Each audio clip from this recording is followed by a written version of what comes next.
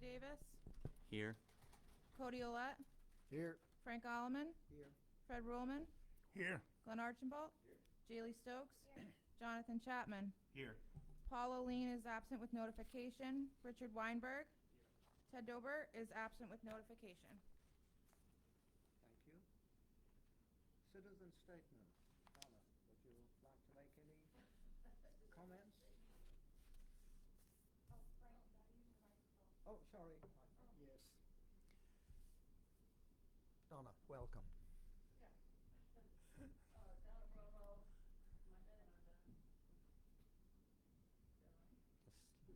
There we go. Donna Brownwell, lived here for 40 years, been on conservation for 25. And we've been working at Cat Hollow. The garden club is taking over Cat Hollow as a project.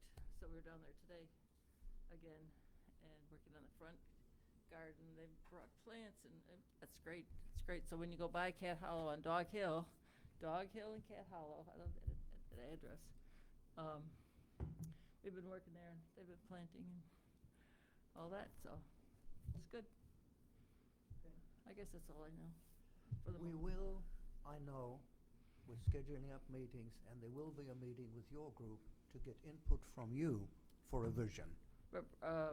Okay, with Con- conservation, you mean? Yes, Or yes. Conservation, yeah. Ashley will set you up at the time Yeah, when we I'm set our not schedule. chair anymore. Within the next couple of 2-3 months. Oh, Okay? I'll probably just reach out to Allison. yeah, sure. Okay. Okay. And then we look forward to hearing from you.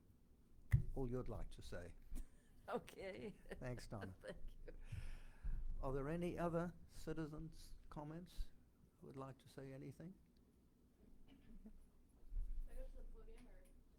It's okay. You can sit there for a moment. Just identify yourself, if you would. I'm Jasmine Birdie. I live on Lake Road in Dayville, Connecticut. And I have 3 kids that attend Killingly Public Schools.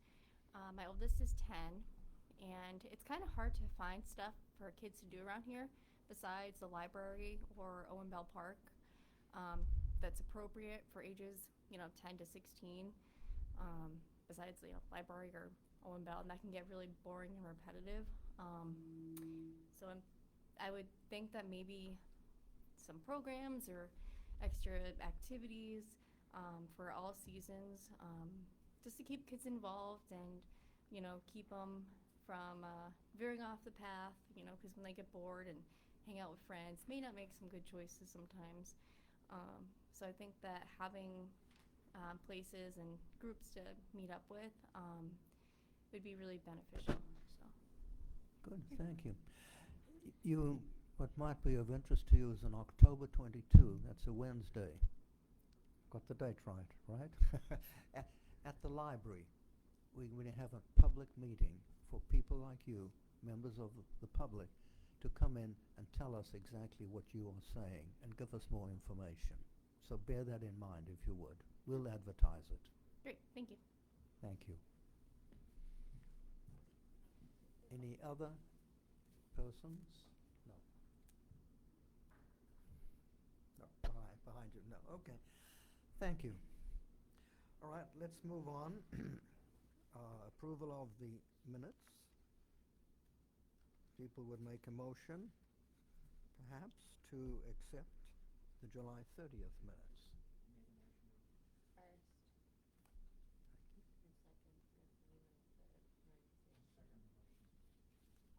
Any comment on the minutes? Are they all okay? Do they all accept them? All accept the minutes? Yes. Yep. Nobody says no? All okay? Unanimous? I'll abstain. I wasn't here. Oh, thank you for that, Jonathan. Okay. Ashley. And the special meeting, August 6th. I was not there. I'll abstain from that one. I move to accept the August 6th minutes, please. Second. Any comments? All in agreement? Abstain. Okay, thank you. I'll just take a couple of seconds. Joe Markley, as you know, resigned. I just wanted to publicly express our thanks to him for what he has already done for us, for the meetings that he came, and we'll miss him. Just wanted to publicly acknowledge that, okay?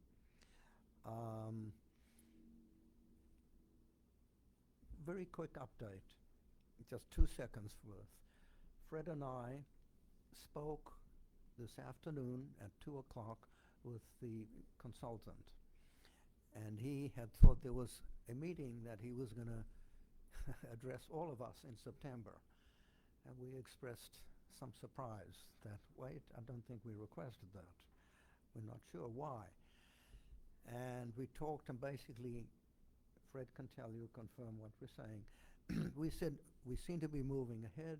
We have the series of questions. We're getting public input from the different groups, and we think we're doing okay. So we said we didn't think that the September meeting with him was necessary. Also, he was going to charge us, obviously, for that. So tentatively, what we said was we'll talk to him again when we have much more data. He might help us with consolidating the data into something that's legible to everybody. So tentatively, we ended up saying, and he said, well, maybe I'll call back in early 2026. And we said, that sounded fine to us. If that's Fred, would you like to add anything? No, that's about the size of it. I felt, you felt, the new town manager felt we did not need a consultant at this time because we're just at the very beginning of taking in information. So we put that off until we actually have some information worth paying someone to look at. Yeah. Okay. So you're okay with that, waiting until we speak to, if we speak to the person in 2026? Sure. Okay, good, all right. Which brings us, there is no old business, which brings us to new business. Welcome, planning and zoning. We're looking forward to hearing from you, I'm what your not vision reading should all be. of that. I'm not reading all of that.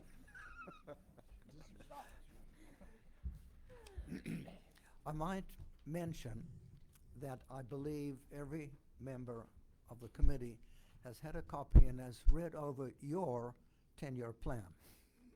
So we have a little bit of knowledge what was in there. Well, first off, thank you for having us. Let me introduce everybody that's here. Mr. John Sarantopoulos is one of our commission members, and Mike Yuko, who's one of our commission members and secretary of the commission. As I stated to you earlier, you had sent us a series of questions. I only got the answers back from 2 people, one from Mr. Yuko and one from Lorraine Lagarde. So I'm not sure, I can just give the information to Ashley tomorrow, and she can just forward it to you as you need. Is that okay with everyone? Sure. Okay.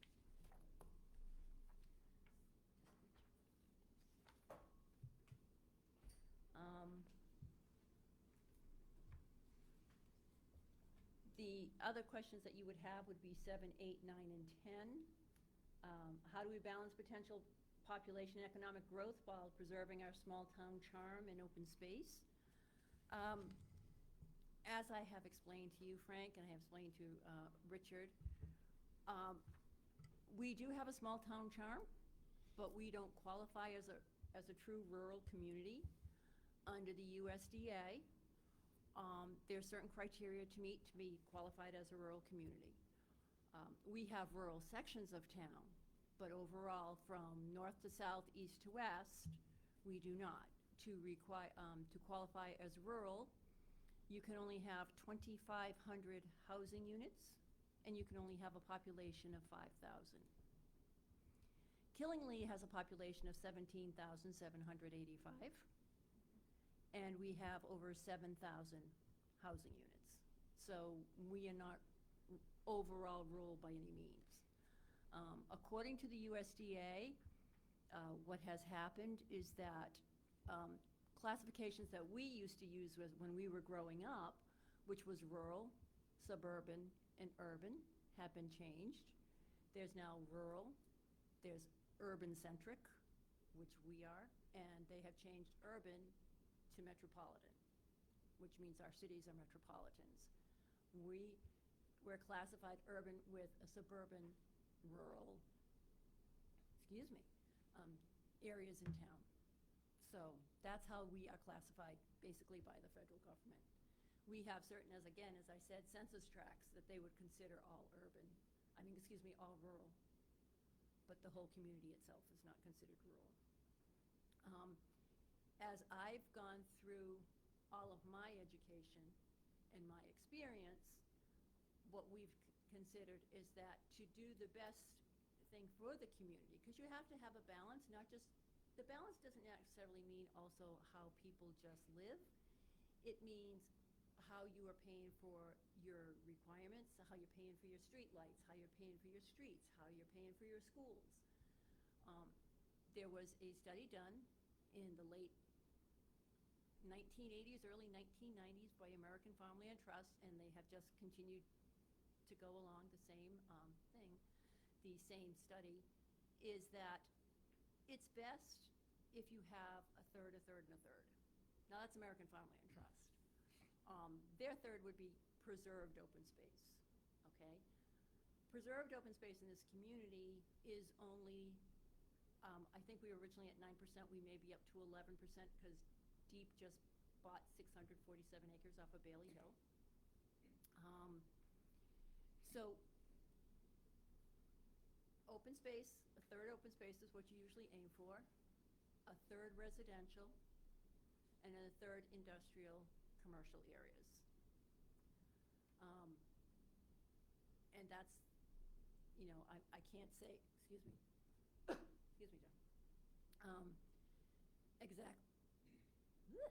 Sorry. We have the third, we don't necessarily have the third and the third yet, but there is a balance, is what I was going for. There's a balance between those items, and that's what you have to do. You have to keep the balance. Because what American Farmland Trust found, and other agencies have found that since they've done this study, is that if you have too much rural, and I know people say that we can't have enough rural, and I understand that, the burden shifts to the landowners. The burden shifts to the homeowners, the people that are living in your community. If you have too much industrial, then there's a whole other option. You always want to balance it, try to balance it out by the third and the third, because you don't want to, it is the commercial and the industrial that helps balance the tax burden for your residents. Anybody have any questions on any of that? Yeah. Go ahead. So if we don't have a third, where are we? You say we're only like 9 or 11% rural. Well, where are we on suburban? Where are we on industrial commercial? Right now, the preserved open space is 9 to 11%. Okay. Okay, that's preserved open space. That's open space in perpetuity. There's either a conservation easement on it, or it's been bought outright by the state. Again, like the 647 acres off of Bailey Hill, that's now in perpetuity while it's preserved. The acreage for our commercial, let me look at my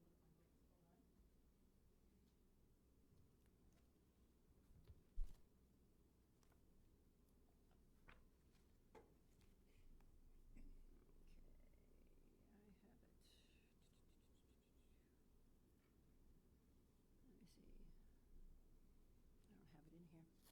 I have to apologize, I thought I had it in here, but I do not. But if you can see, you don't have, Rich, you don't have the zoning maps with you? Okay, the one in the book. I have the one in the book as well. You can see we're not, most of our industrial, commercial, and even most of our residential is in the western portion of Killingley. Okay. Thank you. So that's what we have. It's pretty much the 395. Anything west of 395 is pretty much the rural areas. Anything east of 395 or along the east 395 corridor. But then we also have corridors that run east to west, our Route 6 and our Route 101 corridor. So along Route 101, you will notice our commercial goes out a little farther towards the eastern portion of the community. Any other questions on that one? So you can't really give me a figure then as to how this, you come in to talk about a third, and a third, but Well, you can't tell right, me. and it's less than I think overall for that part of it would just be about a third. Well, not quite a third, because there's residential mixed in with that. So there were a little less than a third on the residential, a little less than a third on the, on commercial industrial. Okay, thank you. But we have areas that are zoned, that's why I'm talking about that are zoned that way. Anything you want to add, Michael? No. John? Okay.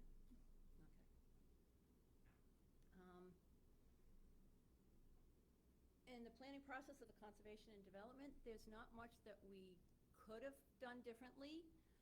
Under the plan of conservation and development, we were under a particular time frame. We are organized under the plan of conservation and development by state statute. I have that right here. And under state statute, it tells us certain requirements and how, what those requirements are and what needs to be done into the plan. What I did is I sat down one day and I went through a time frame. Because we were supposed to have everything done in 2020, I went back, I worked at my end, and I said, at the end date, we need to have this. So what gives us a reasonable time frame to the date we are here? We started back in January of 2019. We actually started planning some of this, the process, in the end of 2018. So what I did is I made a checkoff list of all of our to-dos. And basically what we did is we did January 12th, 2019, we had a public meeting. We went to the high school, the cafeteria in the high school. The public was helping us to set the goals, the policies, and the action items. On January 22nd, we had the Planning and Zoning Commission meeting. Results of the public meeting are presented to the commission by the staff, were presented. Results of the POCD survey was also presented. We had a survey put out. It was over the website, the town's website, and we also had it put in places such as Killenly Parks and Recreation, the town library. We had things in different offices, in all of Town Hall, because people coming into Town Hall. Sometimes people would fill them out and give them right back to us. Other times people would ask for an envelope and they'd mail it back to us. We got over 188 responses to that.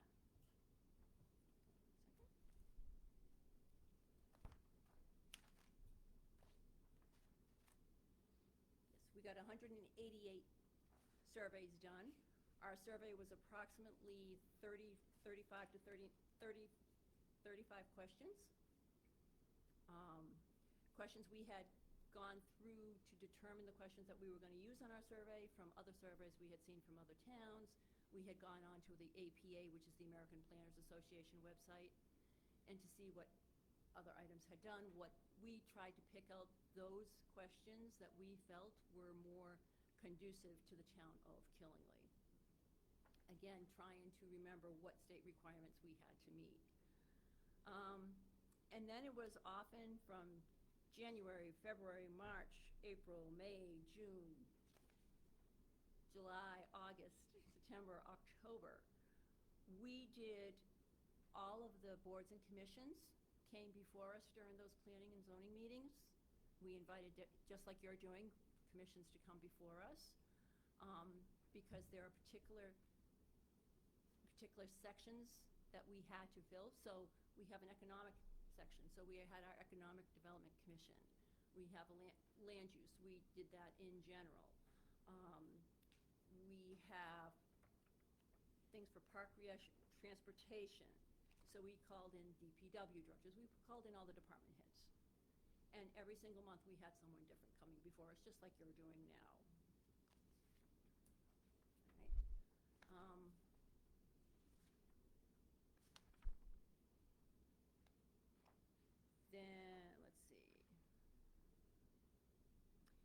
what we did, that was in October, the final draft needed to be considered completed. The P and Z voted to move forward to send it to NECOG, the town clerk, and the town council. They had to schedule, P and Z also had to schedule a public hearing for the POCD, for the acceptance of the POCD, because we had to have final public input for what we determined. And the hearing must be at least 70 days away. So the hearing at that point was scheduled for February 18th of 2020. Okay. In November, we just reviewed our next steps.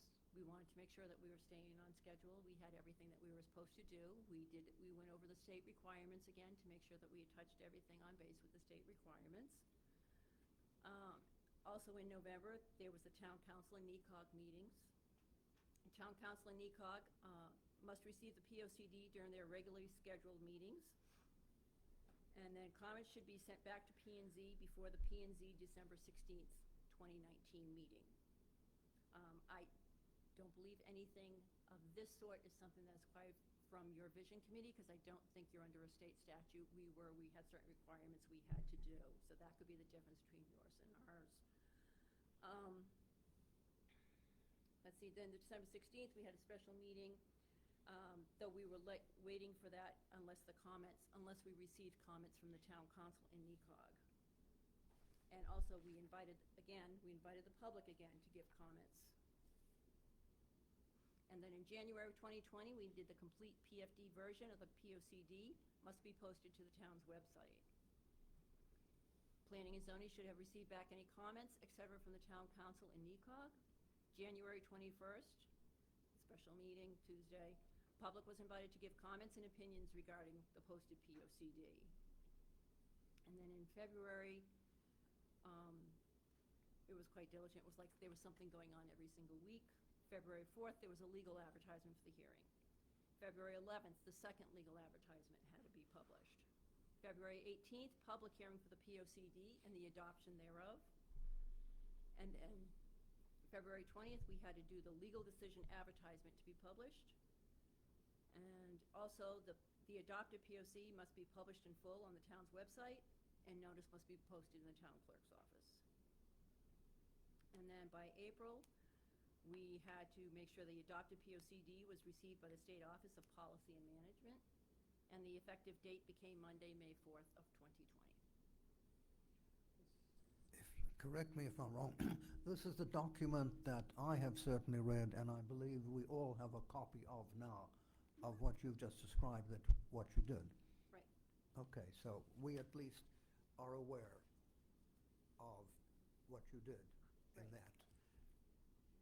You know, Okay, so there's not anything really that we could be doing, that we could do different.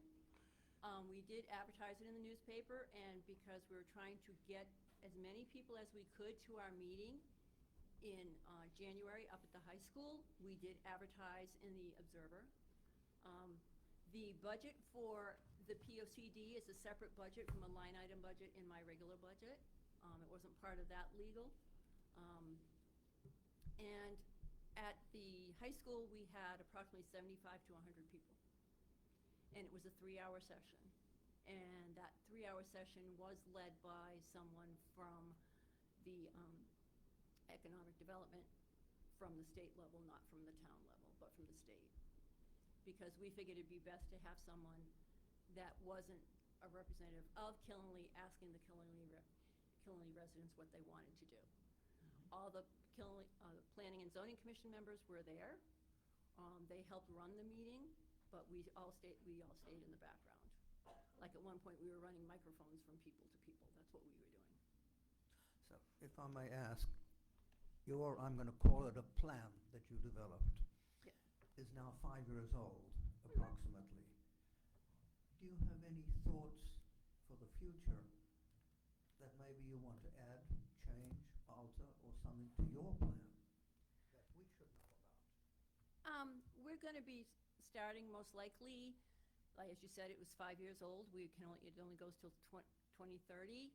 So probably in 2028, we'll be starting the process all over again.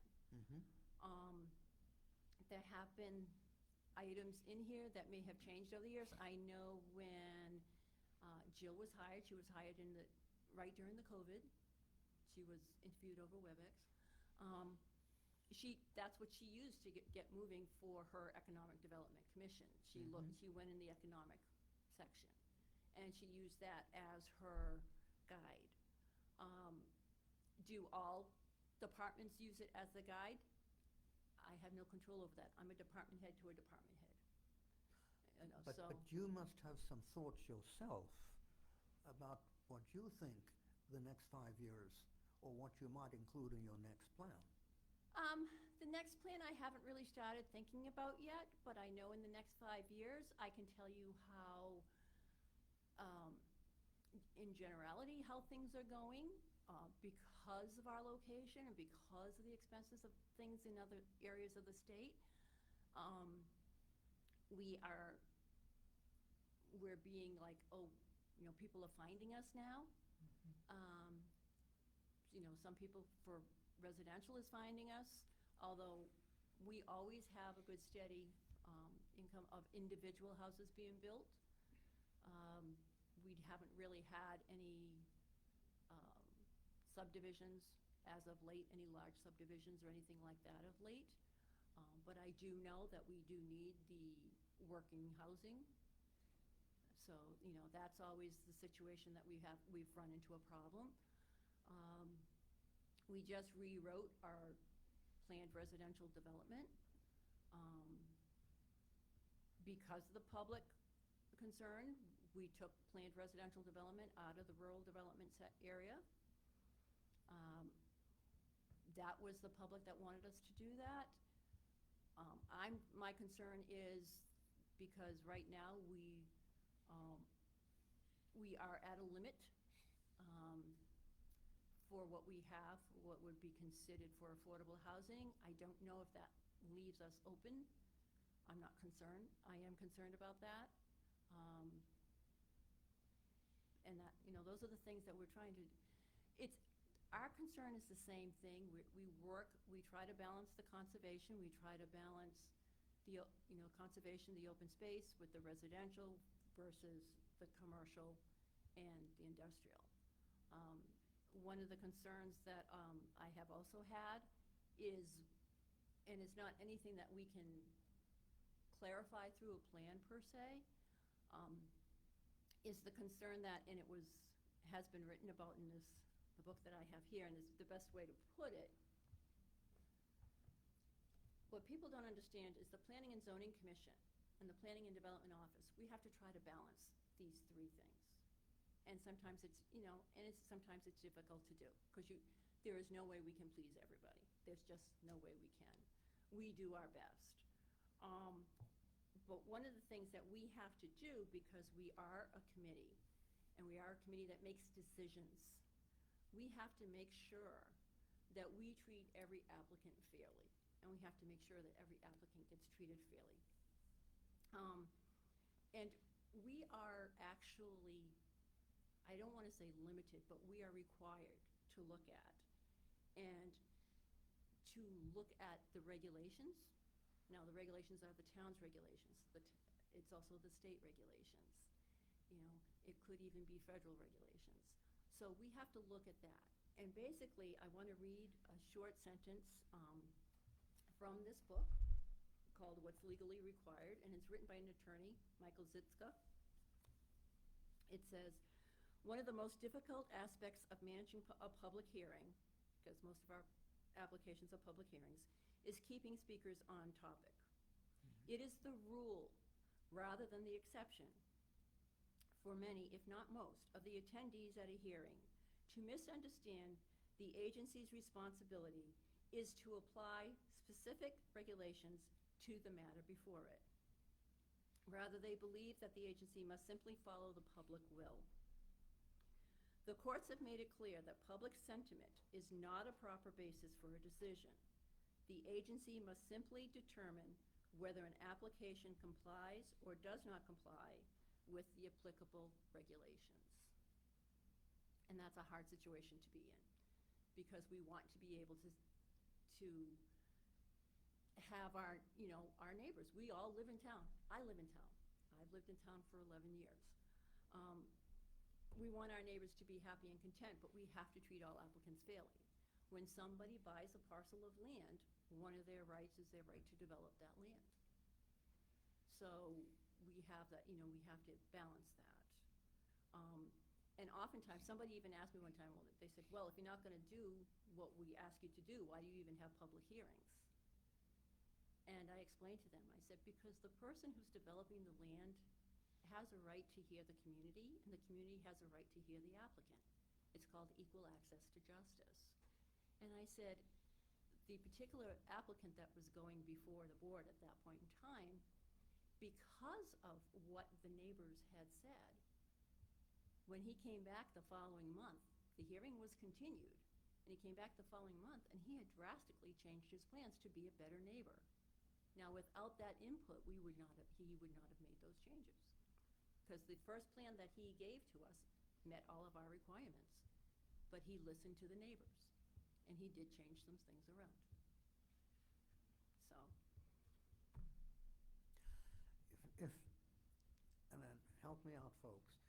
If I were to summarize a little bit of what you've been saying is, the challenges you have are, first of all, I'm going to call it the 1/3, 1/3, 1/3. The second challenge that you have is that you have all these local and state requirements that you have to follow in trying to get those 1/3, 1/3, 1/3. And that's something we, as a committee, will have to understand and Right. think about in putting forward a vision. do Okay? I honestly think that the town of Killenly will ever become 1/3, 1/3, 1/3? No, but that's the goal you go for. Yes. But what they're trying to tell you, bottom line trying to tell you, is we have to balance. I understand. If we don't balance, then the tax burden becomes on the residential homes. Can I ask Yeah. something? As you know, we're just starting out. We did go to the community day and we put out some brochures and stuff. Hang on, my phone keeps.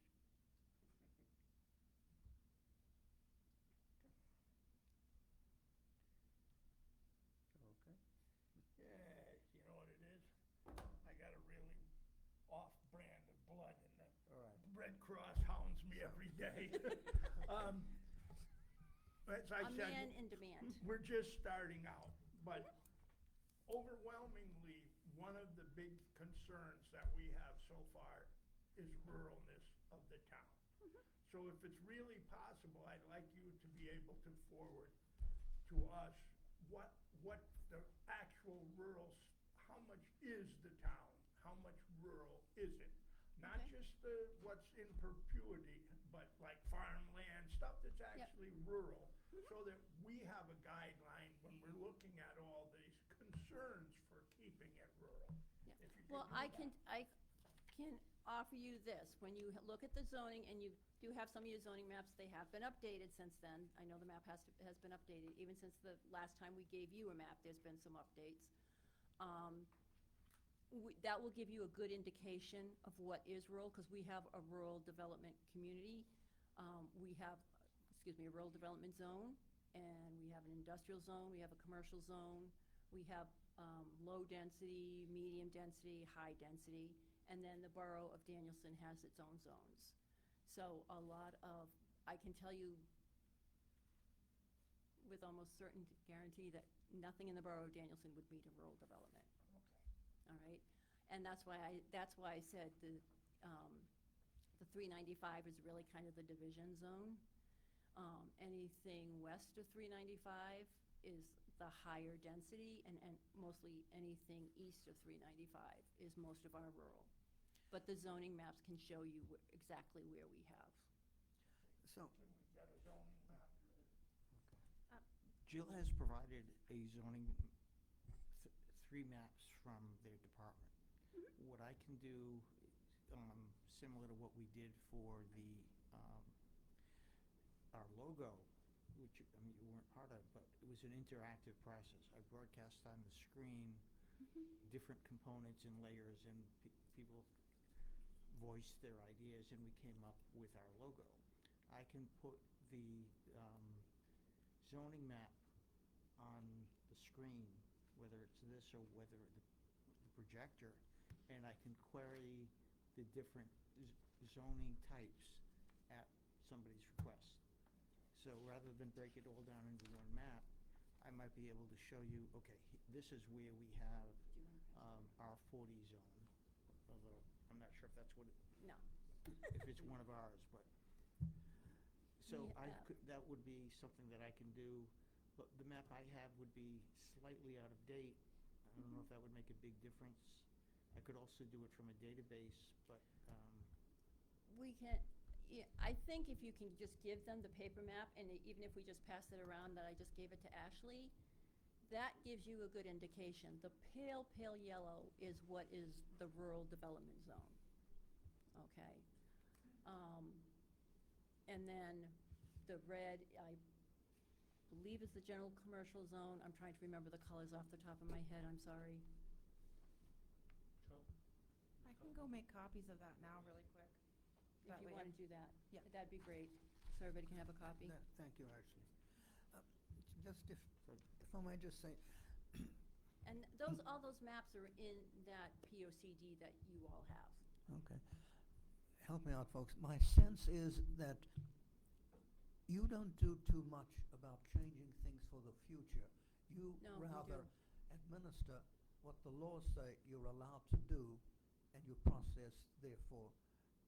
Your role as planning and zoning is implementation, not changing for the future.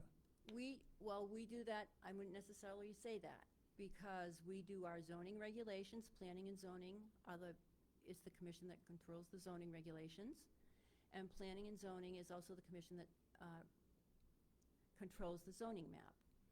And So- just before as I got here, as I was coming in, they were just finishing up going through the zoning map and changing various zones that they had felt that over the time frame and for the future would be a better fit for the community. What else do you have your committee, your planning and zoning, have in mind, things that you think you should change? Well, one of the things is that we constantly update our planning and zoning regulations. But which specifically, what thoughts have come out recently that in the next 10 years it would be nice if we could ABC? I'm going to say with that, we work very closely with economic development, Yes.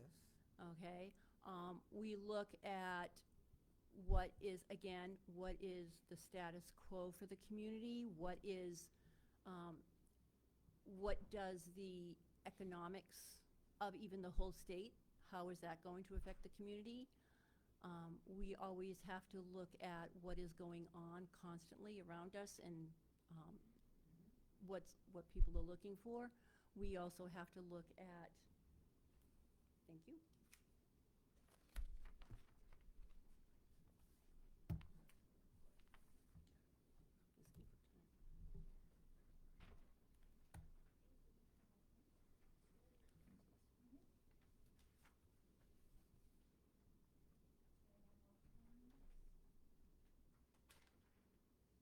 So, looking at this map, if the light yellow is rural, rural development, what's the difference between a development zone?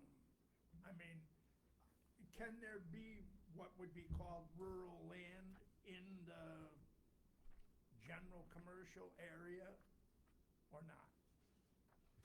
Looking at this, it looks to me like more than half of the town is rural. It's zoned rural development. Well, that's what I'm trying to Yeah. understand. Is it rural land or is it zoned rural development? What's the difference? Okay, being zoned rural development means that you have to have 80,000 square feet at least. You can have more, but at least. You have to have so many linear footage of frontage. That 80,000 feet is if it's not a lot of record, correct? Correct, but most of the lots of record are that size. We do have what we call legal non-conforming lots if there is a lot in rural development zone that has not met that requirements. So that is, that is true. Okay. So, as I said, it looks like way more than half of the town is in rural development. Right. Okay, all right, thank you. But the rules for rural development Right. is such that people can put up, at this point, 4 houses on an acre if they wished. And you would have to say that satisfies the law. That is, no. That is, you're talking about planned residential. And that is a use, okay?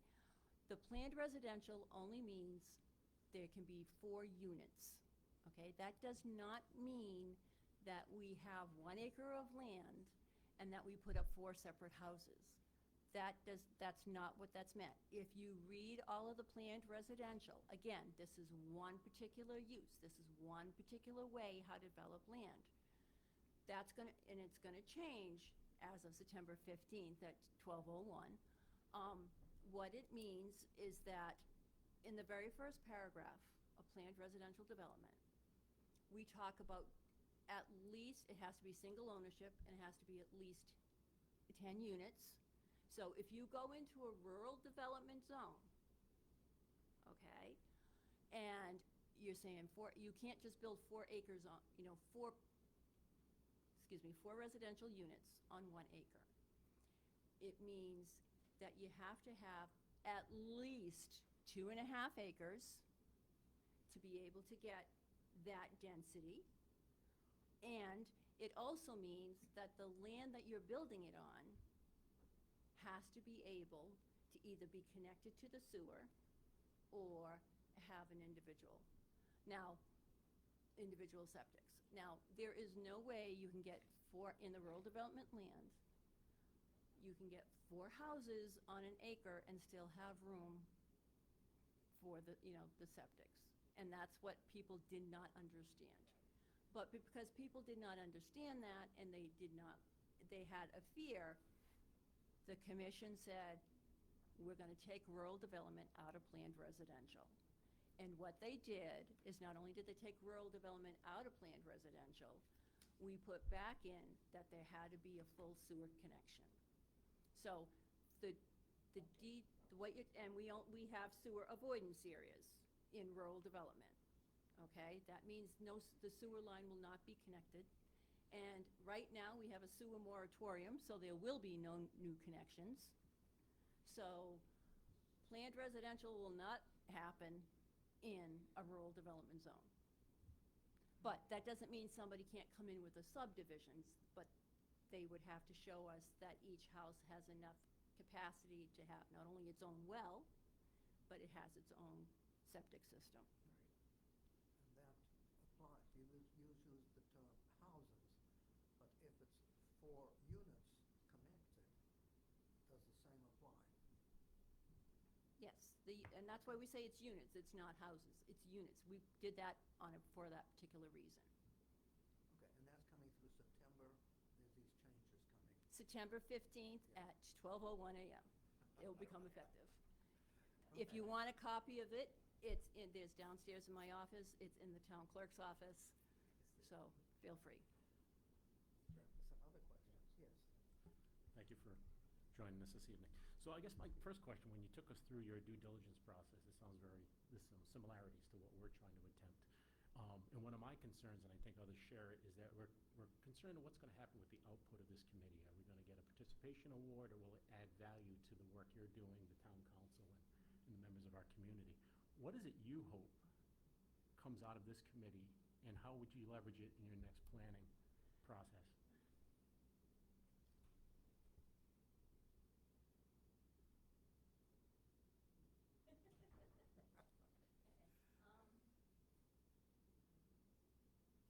Okay. We will take into consideration what the Vision Committee comes up with, but because we are required by state statute to do certain procedures, we have to go through the same process or a very similar process again, all right? We will put up, of course, that the vision committee has come up with this vision. And what at that time, it may be, is there anybody in the community that now thinks we've gone? Because like you said, it'll be 5 years. Do we see a change? Do we see a change? Does anybody here feel that they need a change?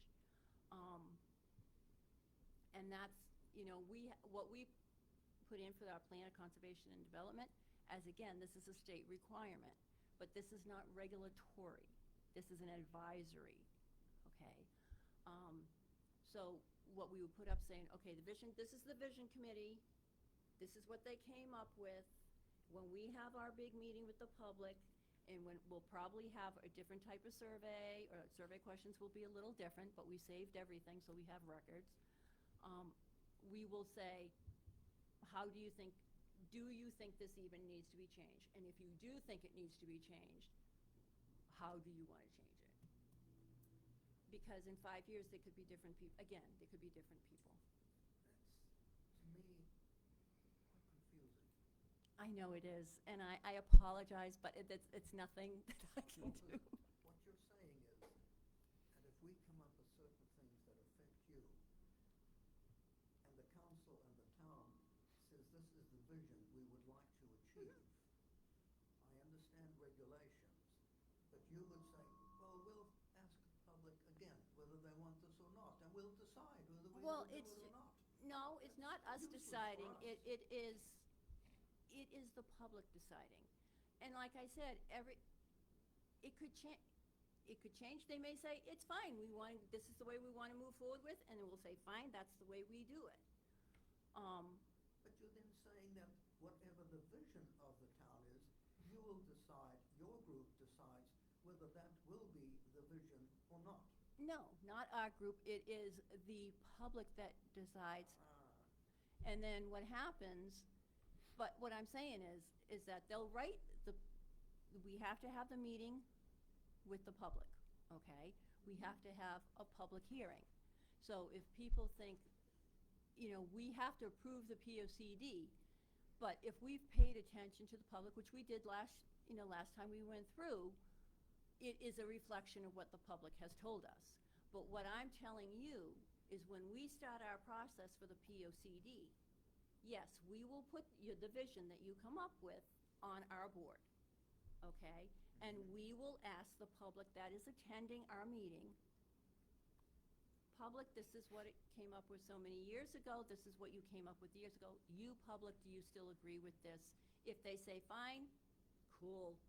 If they say they want to change it, then we ask them how they want to change it. That makes sense to me. She's talking about a process that's years after we complete our work. This is about the next, right? So like, Yes. things do evolve and realities shift. I don't think Glenn was finished though. I think he had something else you wanted to add. Finish your. Oh no, I'm good. Just wanted to I guess. sing it back to you. And 'cause I guess my question wasn't Overtaken. necessarily to generate so much debate as to, again, my objective is to provide valuable information for your committee. Is there things, as you look at your due diligence, are there things we should be doing differently? Are there pockets of this community maybe that weren't well represented in your survey that maybe we should be going after to give you, again, a more holistic picture? Again, the point of my original question was not to poke holes in your process. I understand you have to follow those guidelines, but. I can tell you there was one thing that we did want to do, but we couldn't do because of COVID. Okay. And what we wanted to do is we wanted to go into the high schools. Because we said, our indication for that was, what's going to attract our students to come back or stay in this community? And we are planning to do that. Okay. Exactly, that is one of our plans. And again, because COVID happened, we couldn't go anywhere near.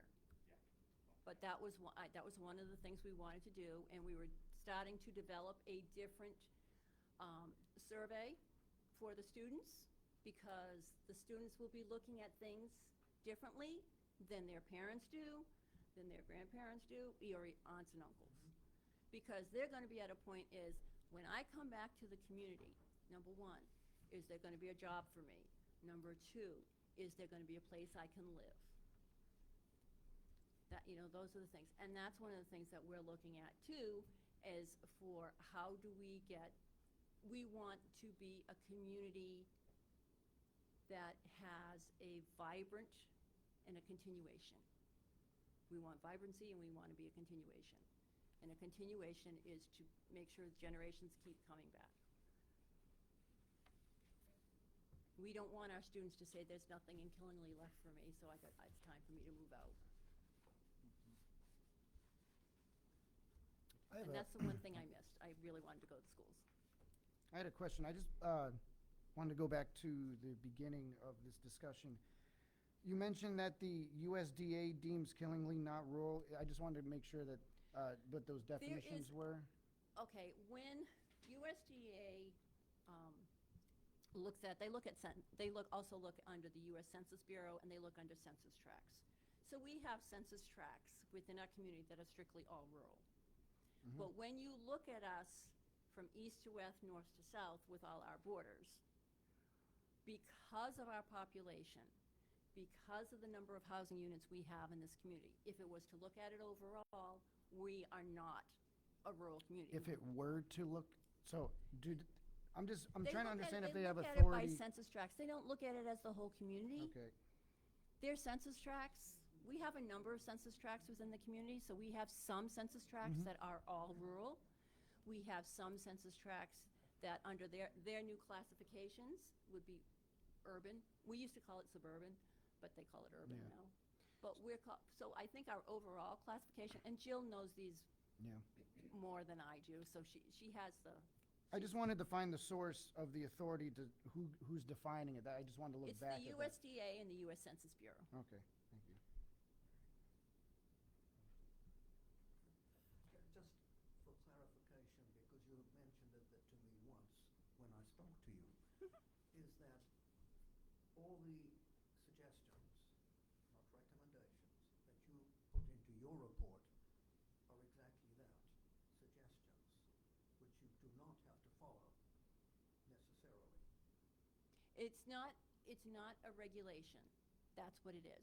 We try to follow it as much as we can, but there are, because we went out to the public and we went to saying we have people under land use that want particular things, and we have people under economic that want other particular things. The Planning and Zoning Commission has to balance that out. In the POCD prior to this one, okay, I only came in 2014. I was not here for the one in 2010. Before this one, they wanted more of the commercial, they wanted more of the industrial. And that's why they started a process of looking at some of the areas and the zones in town that could be changed from, what makes sense.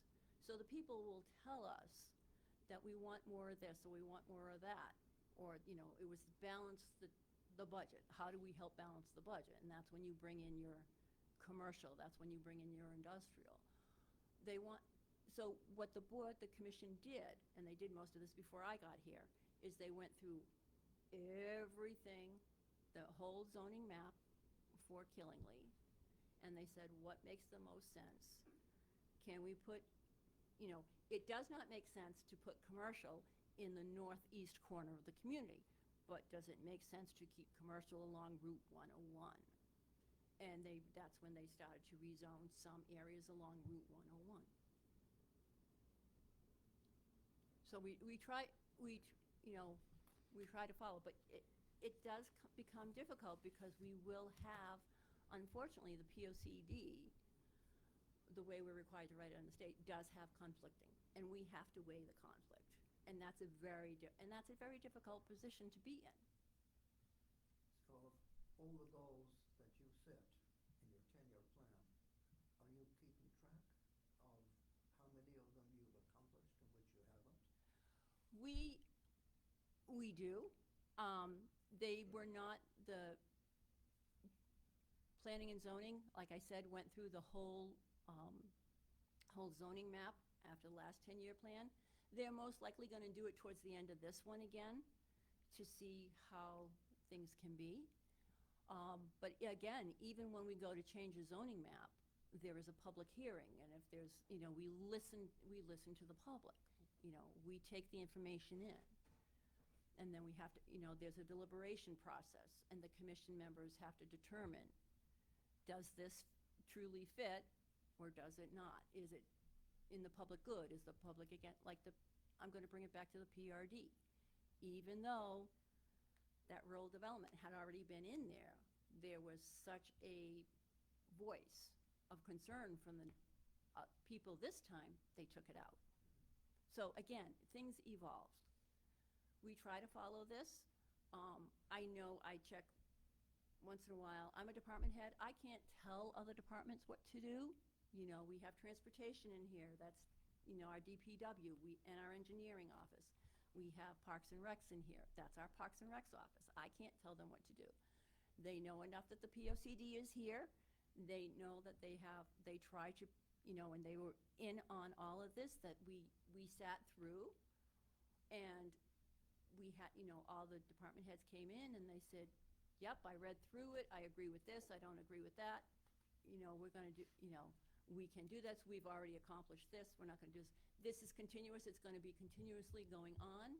It will never be completed. Like a good thing would be the maintenance of the sewers, the maintenance of our streets, maintenance of our schools. That will never be, that's ongoing, that's continuously ongoing. We can't say we're gonna get it all done and never have to do it again. That doesn't make sense.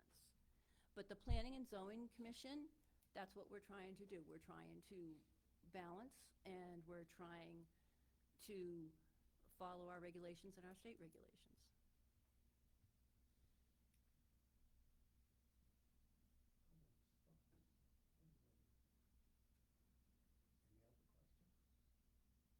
If you have any questions or concerns, we're down in the office. Did I make things more confusing or less confusing? Thank you very much. Thank you. Thank you for coming.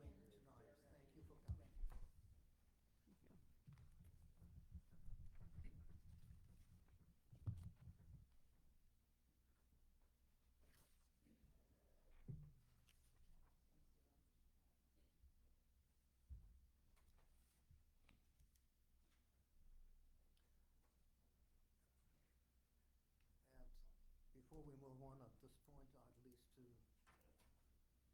like to recognize that we have a new visitor come in, Jason McNamara. Did you wish to say anything?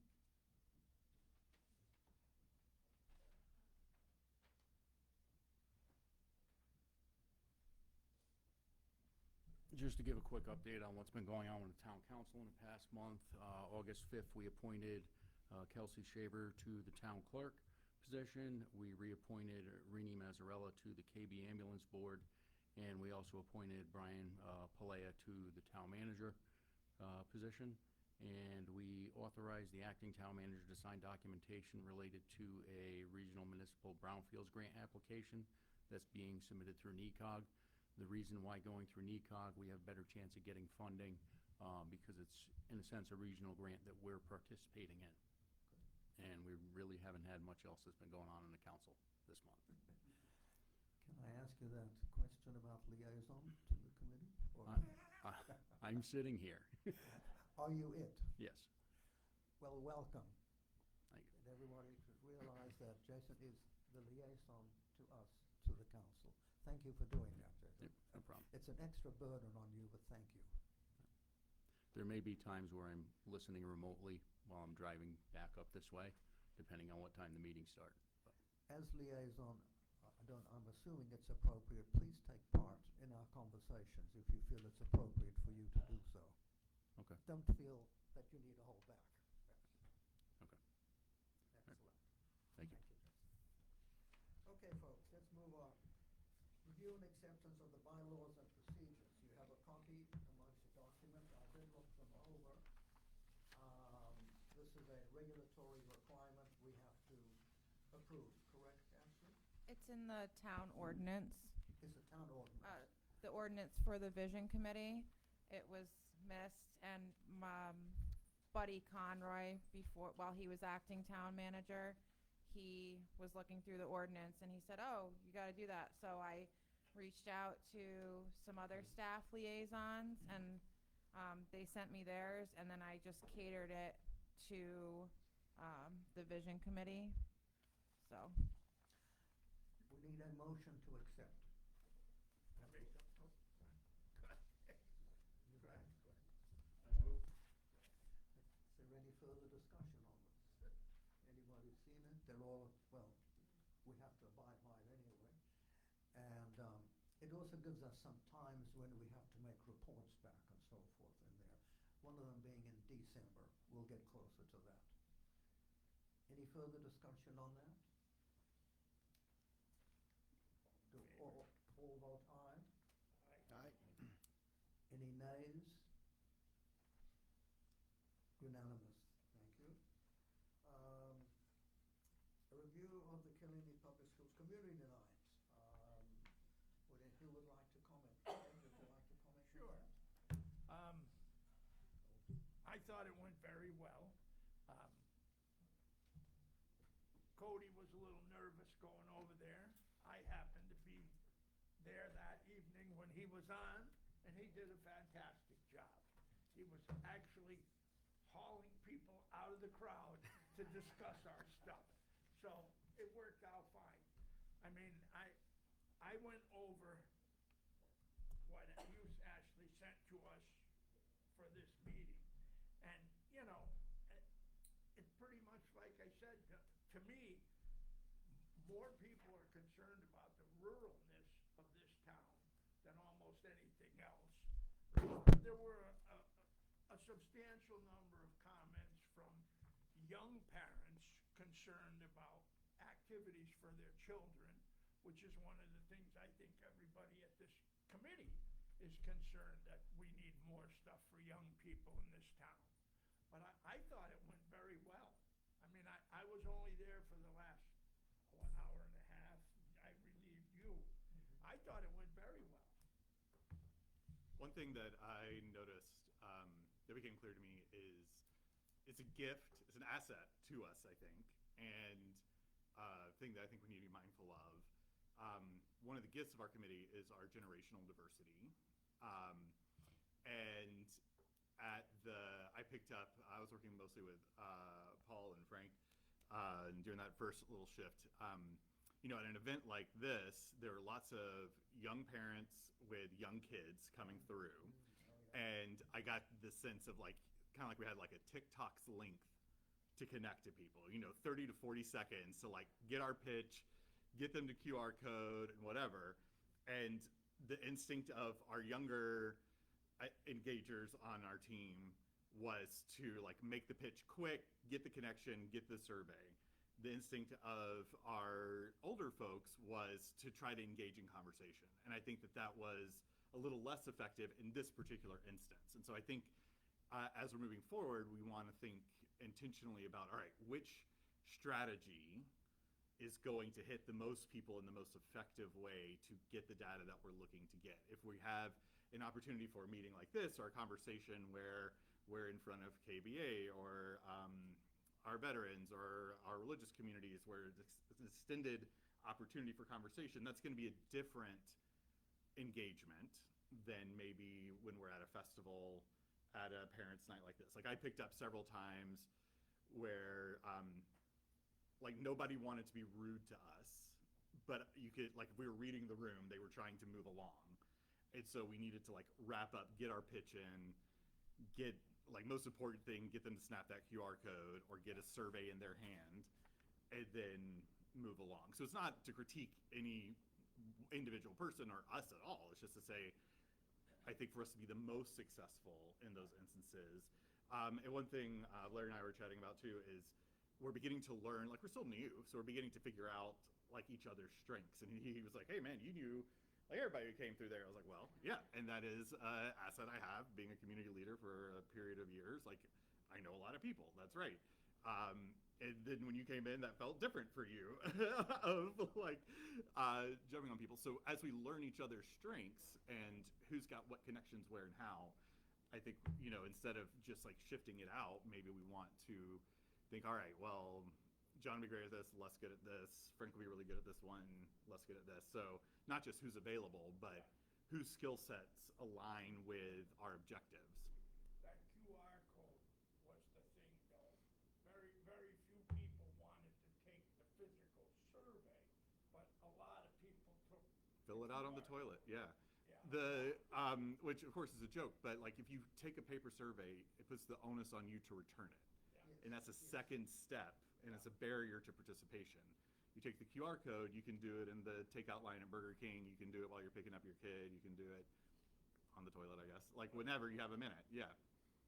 You were both there too. Any comments? Yeah, it was fun. Like you said, I was kind of just making the pitch.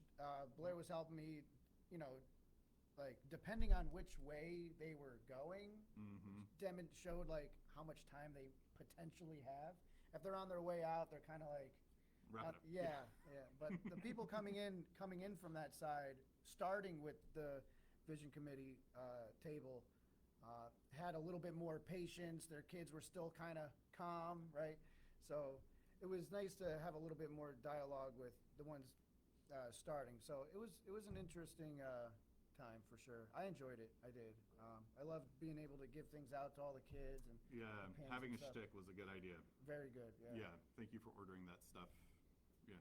Yeah, I saw you guys didn't have much left, so. No. And I found the pins in the closet that the day of, and I was like, oh, I'm gonna throw these in too, so. Yeah. Thank you for all the work that you did getting the Yes. glasses and putting Here, it here. all together for us. We appreciate Well, it the very much. Groucho glasses were fantastic. Yeah, oh, the So kids loved it. They stupid. were- yeah. They were the best. All right, what you're saying, particularly Jason, John, refers to the next item, the one about the library meeting. How best to handle that one. Okay? And I know it's in October, but our next meeting would be the end of September. Do we want to talk now? Okay, a special meeting to just plan that, whatever we're gonna be doing for the library meeting, which is October 22, or is there enough time to do it at the September regular meeting? I think putting that on September sounds like a good idea to me. I don't know that it needs an entire special meeting, but Okay, I think whatever. if we decide after the September meeting that we need to have a special meeting before the October, that's one okay, thing. That's a good plan. all right, but we'll all start doing some thinking on, oh, excuse me. Just really quick with the September meeting, so, now that we're not doing that consultant, for now, would you guys like KBA, instead of having them come to a special meeting in November, just come to the September meeting, regular meeting? Cause that'll now, it's up to you. Because if the original plan was consultant from what I understood through communication, consultant was in September, economic development is in October, and then I did not schedule a meeting in November because if you look, the last Wednesday is the day before Thanksgiving, and I'm not gonna do that to you guys. So it would have had to be a special meeting in early November, like the first couple weeks. So, First of all, the consultant in September is not ours. Yeah, she knows that. We're not doing the consultants meeting in September. That's a definite. The KBA is not till Uh, November? it was originally supposed to be like that, Yeah. but now we can have them, you guys can have them come in September. But that's up to you. Okay. Can we do that and plan for the October public meeting on the same day, both, is the question. I think we can plan for both, especially if we do diligence between now and the meeting regarding the library, and then really set our focus initially when the KBA gets here. Okay. So, Yeah, I think this is the first time we've had a committee come or a group come talk to us, and so we've learned a little bit. You know, tracking the time, I appreciated everything they had to offer, but it did feel like it meandered a little bit. And so I think if we kind of like give ourselves the goal of, 30 minutes with a crew or 35 minutes, and when we hit that time, we intentionally check in with our group to say, do we need more, do we not? To tighten it up, may be a good idea. And if we kind of get a standard like that, I agree with Richard, like, let's I think both we and. reached a point with them that we weren't really getting any. There weren't anything new. We're Yeah. getting no information. I had notes over here trying to.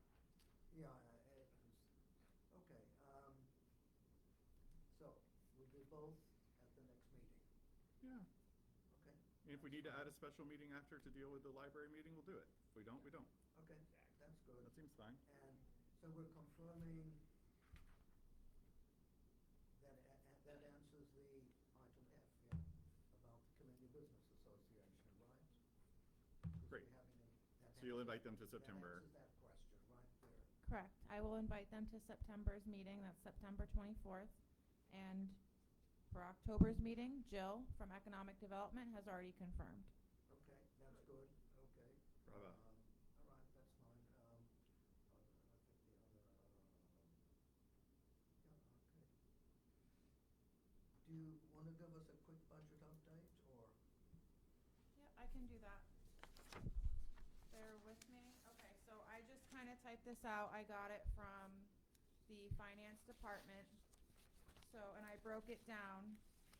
So far, fiscal year 25-26, which just started in July, the committee's already spent $776.14, and I broke it down. I remember beginning of the committee, I said, hey guys, I can get away with copies going on the town manager's budget. No longer.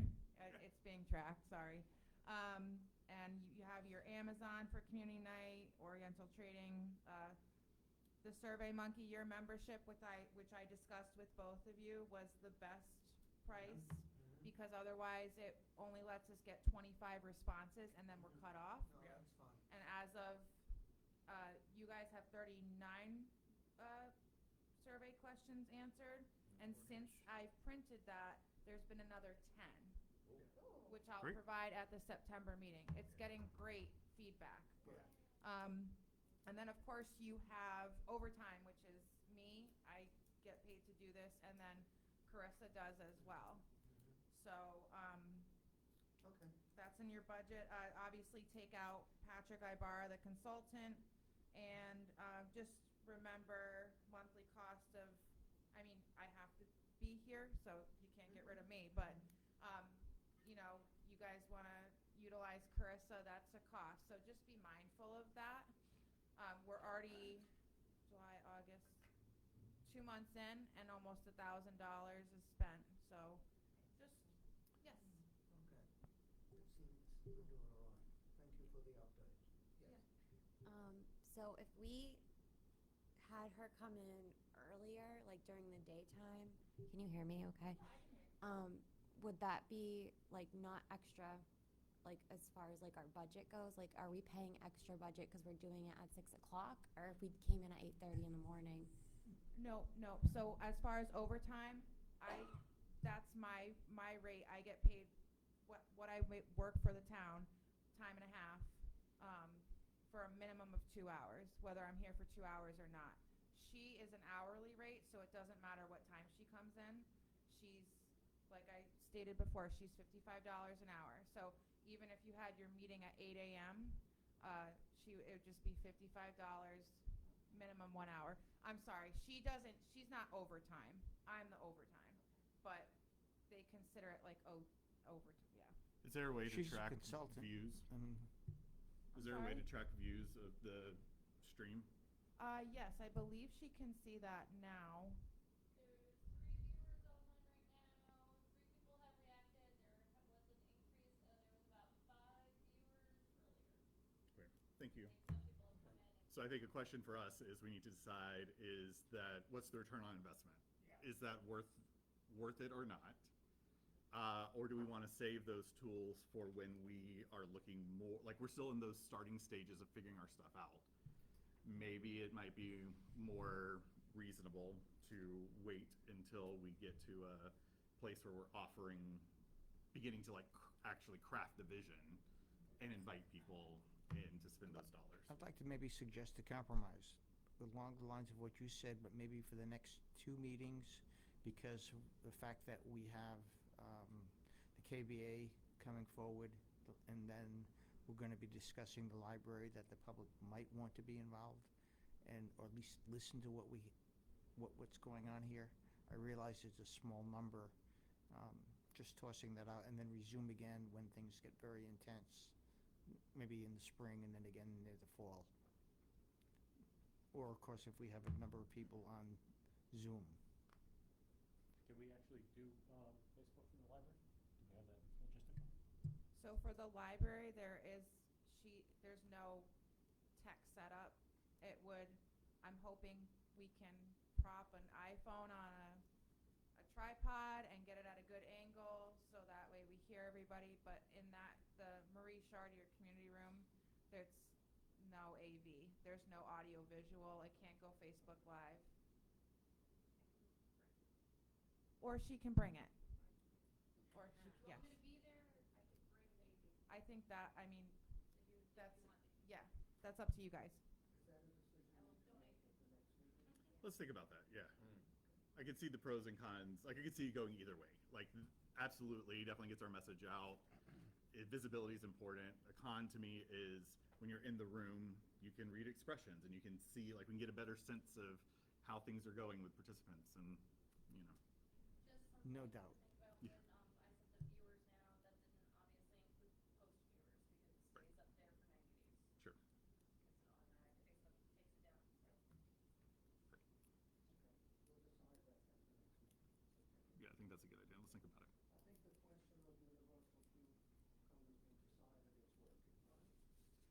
Well, so I guess I should have wrote it out differently, but the QR code that I made for your surveys, I literally just right-clicked on Google and asked it to make a QR code to go to SurveyMonkey. So that's fine. Myself and I guess it would just be me now because Buddy's back to doing public safety. I'm working with our IT company to get a vision committee email. It has to be, it might not be this, but vision@killinglyct.gov. That way it's protected by our IT, and it's not a risk, no security risk, and it's going to be and you guys can decide this, but either you'll have access or I'll have access. I already have a killinglyct.gov email with 7 mailboxes that I watch continuously. So they wouldn't have to pay for another license. If either of you get access to it, you have to track it all the time, and that will be a license cost. I don't want it. No, you do it. Yeah. You can do it for us. I can. That would make, I think, Yeah. sense. Does everybody agree? And You it's don't mind? no. I'm already doing like I said, 6 or 7. And as far as transparency, making sure I print out everything, that's covered under Freedom of Information Act. So at any time, if you guys wanted to request anything in that mailbox, you can. But I will, as I get things that come in, I will, like we have a communication line between us 3. Yeah. I'll send it to you. It will go on an agenda, and then it'll get archived. Yeah, that works for me. Sounds okay. It's still in the process, though.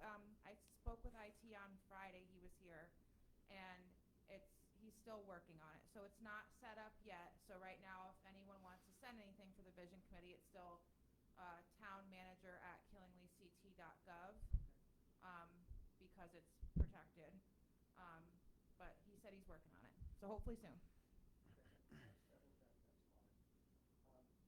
We met with new town manager today. You could see I put an item, and I told him within a couple of months, not the next meeting, but till he needs to get settled, we'll issue an invitation to him to come and meet all of you. Great. Okay, that's in the future. He said he'll come to September. Just this first week was a little crazy. Yeah, he did say he will make the September meeting. I didn't want to put any pressure on him. Oh, no, I did. Don't worry. Okay, that's good. All right, are there any yes, Ashley?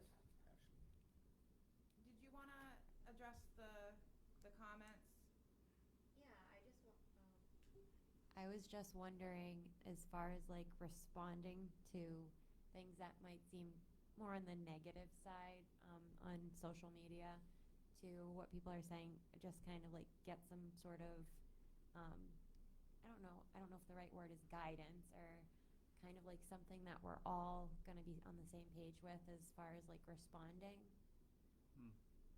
So and I had reiterated this to Fred. The town of Killingly's Facebook posted that survey. They have the comments turned off. So that's why there wasn't there. Winnie, I think I also talked to you about this. Winnie had shared it. No comments at all on that. I was surprised. And then I saw the comments on yours, and I actually looked yesterday before you emailed me. And I just want to clarify something, that there was never another female on this committee before that left because it wasn't a welcoming committee. That's not true. There was only one female that wanted to interview way back when the process started, and it was a conflict with her family schedule. So that is why. So I not really everything appreciate that. Thank Yeah. you for clarifying that. No problem.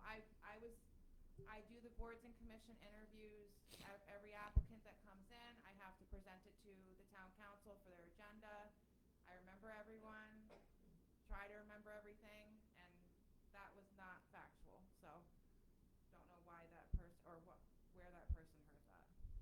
Let's, so just to fill people in, some of the survey got shared into some of our local Facebook groups in an effort to get more feedback, and some of the comments on some of those shares were a little more negative than not. One individual insinuated that, well, I heard it wasn't, in fact, this is a quote, like, I heard it wasn't a welcoming committee. And Jaylee, who is damn near a saint when it comes to dealing with people online, she's one of my church people. She handles some of my people online. She is so good about coming in and not being offended, but just coming with curiosity about, well, like, tell me more about that. What do you mean? And so she got a little bit more about that. There's an individual who had some other insights into who we were, saying that it was a committee full of cultural Marxists was his direction, whatever that means. That's an individual I personally have a history with, so I think that's a piece of that. But and so I think, Jaylee, not to put words in your mouth, but part of what you're asking is, like, if and when that happens, how do we want as a committee to respond? Yeah. And I think your instinct of thanks for your feedback is a fine one. Like, I don't think social media is the place for us to engage in depth with people. We certainly don't need to get into a pissing contest with anybody. Like, going back to this individual who said, well, I heard it's not a welcoming committee. I think curiosity is fine, but, like, we don't need to go back and be like, well, I'm on the committee and we talked to the town and they said blah, blah, blah. Like, there's no, like, we don't need to dignify it with that. I think your instinct, personally neutral, thanks for the feedback, you know, I'll pass it along, is about as far in social media standings that we want to go. I would agree. I don't think we should get into a back and forth with people. You know, some of them, I mean, do we even know that this person who said we're a Marxist group lives in Killingly? They do, yes. Okay, you know them.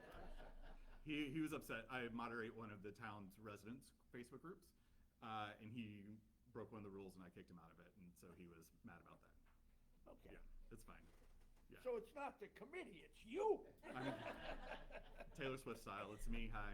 I'm the problem, it's me. Yeah.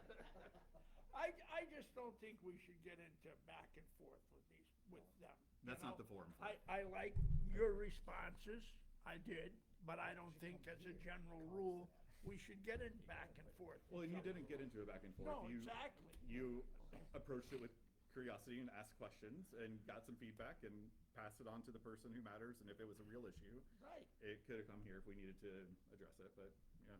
Yeah, you were professional and friendly. You handled it really well. And if anyone has any questions about how this committee got started, anything like that, I would be happy to educate them. So, you know, just I thought you did really well, personally. I was impressed. Okay.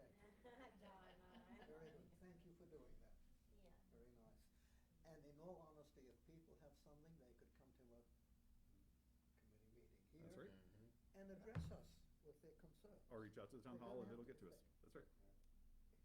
We are open to discussion, and that's a response to make, to come to a meeting and tell us what you think. I agree with that. Thanks for your That's it. feedback. Please share it with us in person. Here's the next meeting. Your microphone's off. Oh, yes, mine wasn't on, sorry, okay. Okay, I think we've reached the end, folks.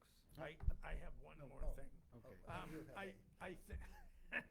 I think eventually, in the not-too-distant future, particularly maybe after the library meeting, we need to have on the agenda where we actually look at this information. We should have a meeting where we actually look at the information we're gathering. Some of it we can probably discard immediately, but I think we should start focusing on that. That sounds like a special meeting to me of, once we get more responses, Yeah. to really just like the point is to digest Yeah. that. Yeah. I would suggest after economic development and the business, then we have a stack of stuff to go through, 3 meetings or 3 groups. Well, Okay. And that will be, the library will be in between there. Included is there, Yeah, is okay, included yeah. as well 'Cause I in think that we- timeframe, yes. I think that, Okay. personally, I didn't get a lot of information here today. I was hoping to learned get some more from the library. It's another issue, okay. You had a point Yes, you wanted to make. so I just wanted to address, the gathering information. One of the things I do at work is I work with business intelligence. I take raw data and I can transform it into information so that people can have insight in order to make decisions. It's just kind of it's just presentation. And because this survey was all words, I used a language model, AI, right, to kind of formulate, measure, right? This was you? Yes. It's excellent. Thank you. It took a little bit because the PDFs, when you scan them in, not all of the, not all language models can just read PDFs verbatim, and so you have to kind of, the data input, it has to be, I had to type in some of the questions and stuff. Yeah, Would you rather me do Excel next? Yes, I please, Because digital, SurveyMonkey gives you a please. PDF or an Excel, and I hate Excel, but if Oh, you like oh, Excel, I'll please, send you yes. that one and keep the PDF for the packets. Yes, yes. Anything digital will just be better to be able to transform that information. So I This gave is- you a bottom line up front, basically This is question one, beautiful. right, results. But I wanted you to have some insight into the logic of how this language model was inferring the data. So that's why there's this big 11 by 17 thing here. So basically, it's reflecting the same graph, but it's showing the timestamps and the themes or the key words that that the language model used in order to count towards something. So it's very smart, very, very effective. This is something. It was neat. It was a neat process. So we can look through this and at least, we don't have to, I think we need more responses in order to really develop Yeah. something. However, that leads me to my question is, what do you believe is the minimum requirement of responses to feel confident that we captured a good sample size of the population, that we know we have a 95, whatever percent confidence that we captured the entire demographic? Because I don't expect 17,000 answers, but what is the number that we would want to look for and by when, so that then we can start to do this part? You have to realize that she said that they did their survey, they got 188 responses. What percent, so. Of it's- 17,000 I think we need to aim people. higher, because Yeah, this is, 1% would be 170 people, basically. Yeah. Yeah. Like, that's 1%. I'd Right. be comfortable with 10%. Oh, if we can get 10, that's If fantastic. it's when, Frank, it's Fantastic. when we do it. Yeah, you have to realize, if you look at this town, Yeah. look at any election that isn't a presidential election, you're lucky if you get 12% of the Yeah. voting population If you're come and lucky. vote. Well, I think this is a great opportunity for us to challenge the status quo and set a new standard of engagement. I think if we could get 10%. He's gonna that go would door be- knocking. I- Like the JWs. Gotta do it. And I'm looking at it from the perspective, if you do wonderful work that none of the rest of us have to do. So if I can get you 12%, you're damn right I'm Give me gonna get you 10%. 12%. You got a new job. This is, Oh, you got it. you got a new job. No, this is very good. That's very impressive. After we've done the next 3 or 4 meetings, let's start getting a feeling of whether we're getting enough input. But one of these days also, we're gonna make up a list of other groups, seniors, high school people, the arts, that we haven't covered with the regular commissions. Groups, and there Yeah. are groups that I know we should speak to, that otherwise we don't. With a bit of luck, we'll get on the public, the town, the library meeting. I hope we get a lot of different people there. Who knows? We'll see. Okay. And we'll talk about that at the next meeting, how to get it out, advertise it, and get it moving. There are local businesses with a lot of tack boards as Sorry? well. I said there are local businesses with tack boards, so even if we did have the QR code in spots like that, where you're getting That's an a interesting diverse thought. group of people regularly in a specific area. That's like, an interesting um, thought. Can I get a free card? I don't know. Well, I don't know about all that, but, Well, there, yeah, for instance, like both the coffee shops 40 feet from here. Yeah, They yeah. both have tack boards. They both have regular clientele that are not of one social class or Yes, demographic. Yes, yes. So you don't need I to be hear you. lean one way or the other, or love rural, or love this or that to go get coffee. So even if, I mean, they don't ask for money to put something on their tack board. I know the Two Dogs one is always full all the time. And people look at it, and people take business cards from it, and they advertise functions there. So even if, you know, you kind of have that town square can you section. put, Okay. can you put that up for the library meeting? I'm sure I could. I mean, I would at least ask tomorrow morning when I get my. Just make enough. But, I have one but last. John, I don't would know like if you're- to, if you're comfortable putting QR codes at your Let's- church, or if you okay. don't, Oh, yeah. don't do into that. I don't know what, No. but, you know, things Let's- like that because of the influence and the attendance, stuff like that, I think is The easy. next meeting, one of the topics, the topic is organizing the library meeting, where to distribute, how to advertise it all over. I spoke to Winnie, there's a possibility if we can get either a talk or they'll talk it up also. Again, next meeting, we'll plan all that. That's a very good suggestion. Bring it up again, please. Okay? I agree with Yes, Blair's ask you. suggestion, and I think it's something we can so. do sooner, because as a matter of fact, when I came in to this building, first thing I noticed was take the survey. So bulletin boards are looked at, even at supermarkets. The restaurants are great because it gives them something to do. But but- we'll brainstorm that next session. You had your hand up. I was just gonna say, Jay Lee visits me in my office and gets copies of a lot of things that, I guess it's just a coincidence, but I'll be printing something for you guys, and she'll be like, oh, can I have that? I'm like, let me make you 20 copies, and she hands them out. So if any of you want a copy of that QR paper that you guys had at your community night to go and post around town or hand out, just let me know, and I got a big copier over there, it can make a lot of copies, so just let Okay. me know. Next meeting, right? We pull all this together. Are there any further comments? Yes. Don't hate me for this. At some point, what about a social media just for the vision committee? Because, hear me out, hear me out. The only reason is the highest statistic that I see in here, besides the very first page at 70% for the small rural town vibe, is the theme. As far as either social media, Winnie, word of mouth, newspapers, it's 49% for social media and Facebook. So, it might be a possibility. It's because it's a town committee. It kind of falls under that IT thing and the security. I can ask IT though, definitely. And I will get back to you guys about that. Okay. Okay. All right. I make a motion, we adjourn. Second. Aye. All say aye. Aye. Thank you for coming. We're moving forward. Yeah, that's. Yes, Corey. Way to go. That I is- put it that into was my little chat GPT, fantastic. and it's like, That's, this "Hey, is you did that really, channel."